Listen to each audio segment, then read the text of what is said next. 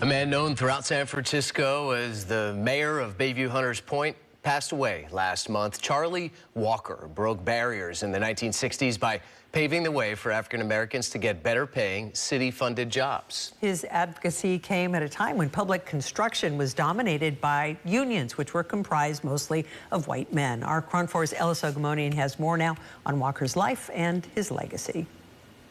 Charlie Walker was a man of purpose who wouldn't take no for an answer.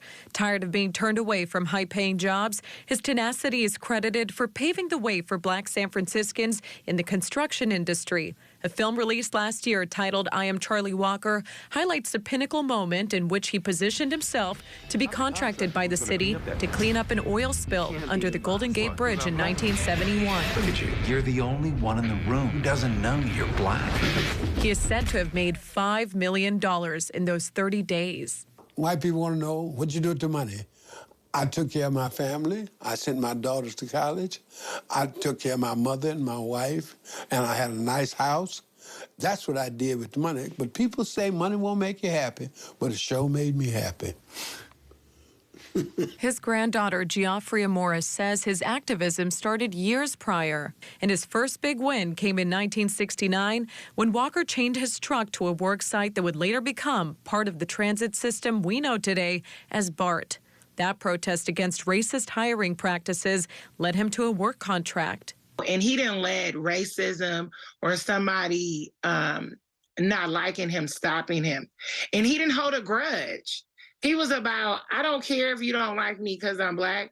Don't you want to make money? He believed in economics, right? He believed economics was greater than racism. Walker grew notoriety and lent a hand to help other African-American neighbors into the public workforce then dominated by white men, saying too often African-Americans were positioned to be employees, not employers.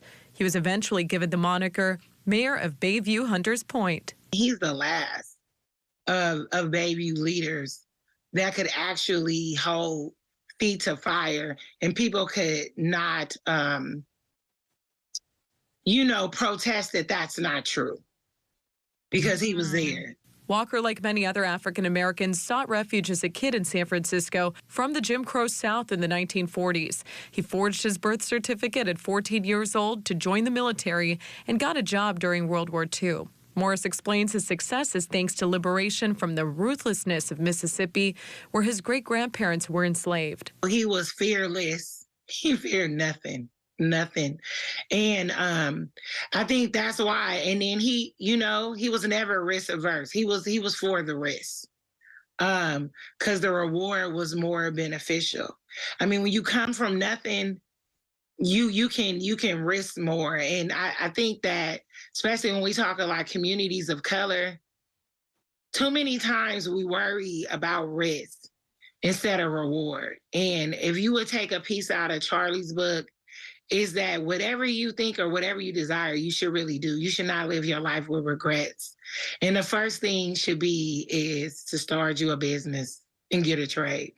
Walker died just a few months shy of his 90th birthday. A street named Donner Avenue, where he first planted his California roots, is said to be renamed in his honor to Charlie Walker Way, because as Morris says, it was always Walker's way or the highway.